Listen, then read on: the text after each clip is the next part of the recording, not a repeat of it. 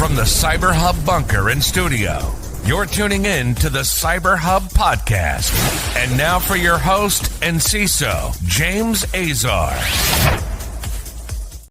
Good morning. Happy Monday, security gang. Welcome to another episode of the CyberHub Podcast. It's great to be with all of y'all this morning, Monday, April 7th, 2025. A packed show for all of y'all today. A lot to talk about, a lot happening over the weekend. But if you've missed anything over the weekend, great article on the CyberHub Podcast. If you're a paid subscriber, you get it first thing now. Typically, our free subscribers get it a few weeks later, so you can go check it out. The reshaping of tariffs and geopolitics, the cybersecurity double-edged sword. There's a lot about that. Also, over the weekend, thanks to my team and an unbelievable group of people, we've worked on 4 amazing episodes for next week. So next week, I'll be off from the live show due to Passover. Sorry, my phone rang there for a moment. Beauty of a live show, right? Should have muted it. So I'll be off for Passover, Monday, Tuesday, Wednesday, Thursday. Those shows are all pre-recorded, special content around cybersecurity. You're really, really going to love it. We address everything from tariffs to shifting the cybersecurity paradigm to agentic AI and so much more every day. A special episode, 10 to 15 minutes, kind of doing a deep dive, really well-produced kind of stuff. So I'm really excited about that. I hope y'all are ready for it. So without further ado, let's get started on this morning's show. I've got my double espresso this morning. Whatever you're drinking, make it yours. Cup, cheers, y'all. Those trying to guess what song was in the background, you'll have to continue guessing because all of the guesses thus far I'm seeing in the chat are false. All right, here we go. Oracle kind of privately already admitting there's been a breach to their cloud network. So this all started several weeks ago when an online threat actor by the name of Rose 87168 offered to sell millions of lines of data allegedly associated with over 140,000 Oracle Cloud tenants, including some encrypted credentials. The criminal allegedly hoped to extort $20 million payment from Oracle, but later was offered to sell the data to anyone or trade it even for zero-day exploits. After the attacker's claims came to light, Oracle categorically denied the attack, saying there's been no breach of their Oracle Cloud. The published credentials are not for Oracle Cloud, and no Oracle customer experienced the breach or lost any sort of data. But the sample proved otherwise, with even customers coming forward saying, like, look, we're talking to them, our credentials have been compromised. There's been a lot of kind of hypocrisy there. Well, privately now, according to several independent reports, Oracle's notifying impacted customers, confirming that the data breach had actually occurred. On the other hand, some of those details still remain murky. There appears to be some conflicting information around it. Bloomberg, learning from people familiar with the matter, that Oracle started privately informing customers of a data breach impacting some username, passkeys, and even encrypted passwords. The FBI and CrowdStrike are even themselves investigating the incident reportedly. According to some Bloomberg sources, Oracle is also telling customers that the incident involved a legacy environment that hasn't been in use for 8 years. Well, legacy environment, 140,000 customers. It's your Oracle Cloud. Is it your ERP system? Is it your cloud hosted tenants? Which one is it? And this is the challenge in these types of situations. So as a practitioner, I could tell you, I want transparency from my vendors. Am I likely to leave Oracle Cloud because of this breach? I think that's a business decision, not a security decision, meaning based on the impact of this, there's going to be a business discussion that will likely involve a point of view from the CISO. However, at the end of the day, this decision will be left to the business and not the security team. And that's one thing that's often missed in these types of situations. You'll hear CISOs or people kind of in the chat rooms or on the blogs talk about, well, the CISO should just pull them. You don't really get to do that. CISO does not have that universal power. A CISO is primarily a business enabler, a business driver. And so if the business loses trust in a vendor due to a cybersecurity incident, the CISO can then advise over it. However, switching from one cloud provider to another, that's a huge undertaking. These are not just simple, copy, paste, and move over. These are very intricate enterprise-wide systems that are running a multitude of aspects of business. Any sort of move would be a year, 2, 3 in the making. It would require hundreds of people to support it. The cost for that would likely have to scale all the way up to the board of directors in order to get that type of decision. I just don't see Oracle losing a lot of business over it. Kind of like how I didn't see CrowdStrike losing a lot of business over what happened in July. And subsequently, their financial reports have indicated that their churn was minimal. They're still growing. And so that's kind of been proven true. In the case of Oracle, that's also the case. I don't think they're going to lose a ton of business. I think there's going to be a lot of backlash over, are you lying? Are you misrepresenting? And those are all valid questions to Oracle. Why were you doing this? Were you trying to buy time? Was it the investigation? Was it law enforcement? You haven't notified the SEC. I'm sure the SEC is going to have some questions over why haven't you notified us of whether or not this is a material breach or not. They do have 4 days to disclose that. So I think there's a lot of questions still looming here. We'll see what happens as time comes along, but we're starting to get the first signs of the slip here on the Oracle side of the house. And again, a lot of armchair experts here talking about, playing wordplay or not. Again, all criticism 100% in play. They have not been honest. They have not used the Microsoft doctrine from SolarWinds as a method to essentially build trust. So you're inherently going to lose trust. And the more questions you leave out, the more conspiracies become kind of news. So that's the other part of it. In a world of misinformation, disinformation, and conspiracy theories on any side of anywhere, you kind of don't want to have that be a thing. Over the weekend, a massive wave of credential stuffing attacks hit multiple large Australian super funds. It compromised thousands of members of accounts. The Association of Superannuation Funds of Australia, Australia's advocacy body for the superannuation industry, said a number of members were affected, even though many of the attempts were repelled. Reuters, learning from a source familiar with the matter, that over 20,000 accounts were breached in this massive wave of attacks that targeted Australia's superannuation industry, with some members reportedly losing some of their savings. Since the weekend attack, some of the country's largest profit-to-member superannuation funds with millions of members each in managing tens or hundreds of billions, including Australians Super, Host Plus, Rest, and Australia's Retirement Trust and Insignia Financial, confirmed that some of their members' accounts were breached in these attacks. Australian Super, which manages their retirement savings of 3.5 million members from over 472,000 businesses, totals 365 billion, confirmed that the attackers breached at least 600 accounts using stolen credentials. Here's the thing about these credential stuffing attacks. How do you not have that under control? How is that not something? Identity is the new perimeter. We've been talking about this for years. It's not nothing new. The outrageous thing for me here is this was a coordinated attack done over the weekend in a style of attack that really should have some sort of mitigation, especially in financial institutions. There's zero excuse. As someone with 20 years in fintech, I can tell you credential stuffing attacks, customer identity was one of the big spenders that we did as a financial organizations, because we understood the value and the trust and the damage that can happen if we don't do that. I'd rather have a customer call and say, you're making me do too much, than a customer call and say, someone just stole my life savings, and not trust me ever again. So there's an aspect to this that I just feel like is absolutely ludicrous. And by the way, this is coming in Australia, where they have a cybersecurity secretary. And, again, when you regulate notifications, but you don't regulate standards, you have these types of situation. So again, they're going to say, here's the thing, trying to blame customers not to reuse their same credentials across multiple platforms is absolutely ludicrous. The customer trusts you with their username and password. Your role as an organization is to do the bare minimum. MFA. Apparently, none of these accounts had MFA enabled. That's why these credential stuffing attacks worked. Because if they had MFA, it would have stopped at MFA, right?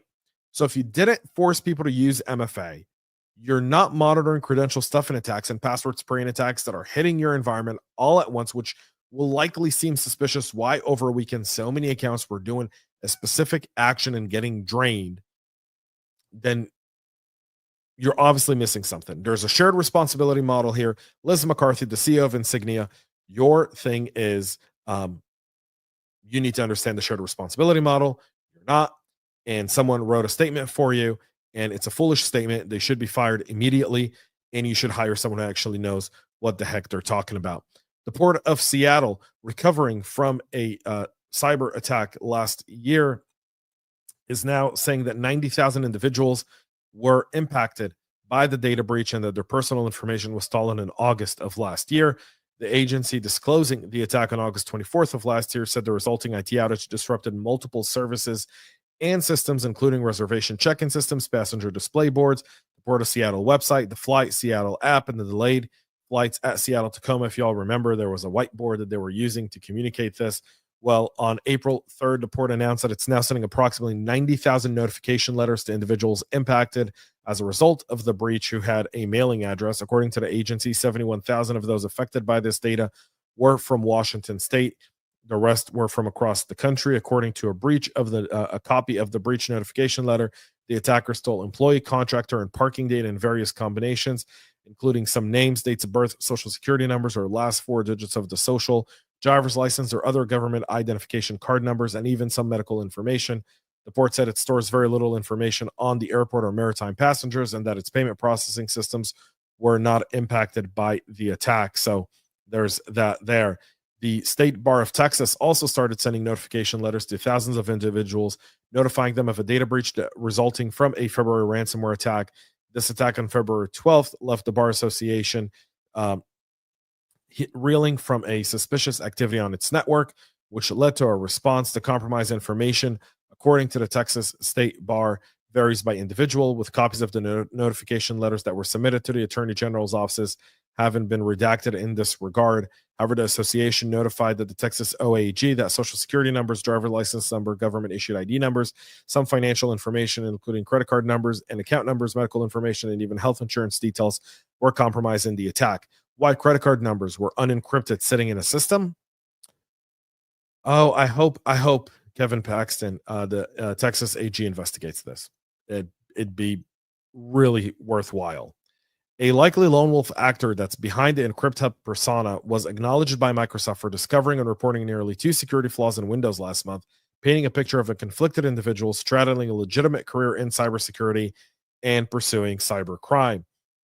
Oh, here we go. The extensive analysis published by Outpost 24 Kraken Labs, the Swedish security company, unmasked an up-and-coming cybercriminal who 10 years ago fled his hometown in Kharkov, Ukraine, to a new place somewhere near the Romanian coast. The vulnerabilities were credited by Microsoft to a party named Skoric Ari, or Skoric with Skoric Ari, which has been assessed to be another username used by EncryptHub. The flaws in question, both of which were fixed by Redmond as part of patch Tuesday last month, are CVE 2025-24061, the Microsoft Windows mark of the web security feature bypass vulnerability, and CVE 2025-24071, the Microsoft Windows File Explorer spoofing vulnerability. EncryptHub, which was tracked under the moniker Larva 208, was spotlighted in mid-2024 as part of a campaign that leveraged the Bokus WinRAR site to distribute various kinds of malware hosted on a GitHub repo named EncryptHub. In recent week, the threat actors has been attributed to the zero-day exploitation of another security flaw in Microsoft's Management's Council to deliver information stealers and previously undocumented backdoor named Silent Prism and Dark Wisp. We talked about these here on the show. Now, Microsoft is saying they're attributing nearly 618 different breaches to EncryptHub as a result of the way this individual has been abusing their systems, including the Fortinet, FortiGuards documentation and their cybercrime career. So it looks like this person is really out there, conflicted between good and bad, but obviously making money through the bad. So still leveraging that. A suspected Chinese cyber espionage operation is behind a spat of malware left on VPN appliances made by Ivanti. If you still have it and you're reading this and you're going, James, can you stop picking on Ivanti? I swear I'm not. Some people have written to me and said, will you lay off these guys? I mean, they're getting hammered. And I go, I know, but I can't. At some point, if you're a customer of Ivanti and you're still using Ivanti and you haven't ripped them and you haven't done it yet, you're gluten for punishment. And it is my job as someone who's gluten for punishment to continuously punish you for bad decisions in life. Being an Ivanti customer is one of those. So researchers at Mandiant on Thursday wrote that the thread group they're tracking is UNC 5221 used a stack-based buffer overflow into Ivanti Connect Secure to leave behind malware from the Spawn ecosystem, which is closely associated with Chinese nation-state operations. Manian also detected two malware families it dubbed as Trailblaze and Brushfire. And as with previous breaches traced to Beijing, the attackers attempted to modify the internal Ivanti integrity checker tool in a bid to escape detections.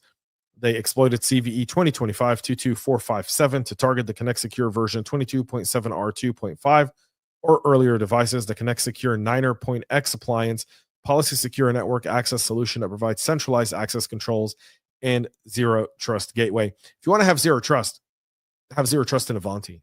Get something else. I mean, literally at this point, maybe a Sonic wall from Best Buy might be better. You'd have less vulnerabilities to deal with. So there's that. Ivanti is in its second year of again, fending off Chinese nation state hackers. If there's something that should be done around that, it's fire Ivanti please. All right. A newly discovered malicious PyPy package that was named Disgracia abuses legitimate WooCommerce stores for validating stolen credit cards. Has been downloaded over 34,000 times from the open source package platform. The script specifically targets WooCommerce stores using the CyberSource payment gateway to validate cards, which is a key step for carding actors who need to evaluate thousands of stolen cards from dark web dumps and leaked databases to determine their value and potential exploitation. Although the package has been removed from PyPy, its high download count shows the sheer volume of abuse for these types of malicious operations are insane. They're emulating shoppers to validate the cards. Once they validate the cards, they know they can use them, and then they go about using them. Socket comments that there's an end-to-end checkpoint emulation process that's particularly hard for fraud detection systems to detect. On the targeted website, the entire workflow from harvesting product IDs and checkout tokens to sending stolen card data to a malicious third party and simulating a full checkout flow is a highly targeted and methodical. You see that there. A critical vulnerability in Apache Parakeet Java library could be exploited to completely compromise any system or application that reads the Parakeet files. The open source column-oriented data file format Apache Parakeet enables efficient data storage and retrieval. The critical bug CVE 2025-30065 carries a maximum severity rating of a perfect 10 and is a deserialization of untrusted data issue affecting library Parakeet Avro model. The flaw was likely introduced in version 1.8.0 and now the release of Parakeet 1.15.1. And you want to make sure you go back and update and review all historic iterations of the library. Over the weekend, on Thursday night, President Trump fired NSA Director and Cyber Command General Timothy Ha, the director of NSA. He was appointed to the role back in February of 2024 by President Biden. The Cyber Command is a division of the U.S. military, and this is a dual hat role. So whoever has this hat is also the head of the NSA, also head of Cyber Command. The Trump administration and Secretary Hextas have thought about potentially splitting this role into two different roles, having one for NSA, one for Cyber Command, with the goal of potentially having Cyber Command become a seventh branch of the military. So it's likely why they're doing it. They want to kind of focus the NSA as a separate agency similar to the CIA on the cyber side and maybe turn Cyber Command to that. I don't know that that's the reason he's been fired. There's been rumors that Laura Loomer, a kind of a conservative columnist, whatever, she was the reason for it. She said he wasn't loyal to President Trump. There's no reasons behind it. I mean, obviously, being that it's politics, a whole bunch of people jump and say, "Oh, what are you going to do?" His deputy has been put in as a temporary replacement until someone President Trump deems to be competent for the role will be there. Whether it be one person or two different individuals to lead the agencies is yet to be known. President Trump hasn't really commented on it. So there's that there. Does it make us more susceptible to Chinese and Russian attacks? No, because the people there are still doing what they're doing. The deputy's been brought up into interim role. He'll be able to take over and do just what they keep doing. All of this kind of like Russia, China now, because we don't have, it's not like the general was sitting at the keyboard, like throtting off attacks. He's the leader of the NSA. It's not leaderless. It's not a ship without a rudder. He's got a new rudder in place, temporarily, maybe trying to earn his stripes to become the permanent replacement considered for the role. You don't know. And so all this kind of politics around it is just insane. I've seen so many different articles around this. I was just like, I couldn't pick any one of them because one side was like, this is going to be a disaster for cyber. Another side was like, it's no big deal. And I'm like, well, kind of is, But at the end of the day, you serve at the pleasure of the president. And if the president decides that you shouldn't be part of his administration, he's entitled to do that. He's the chief executive of the nation. You can criticize him all you want. Just don't use FUD. And especially from like Senator Warner, who knows better. He knows better.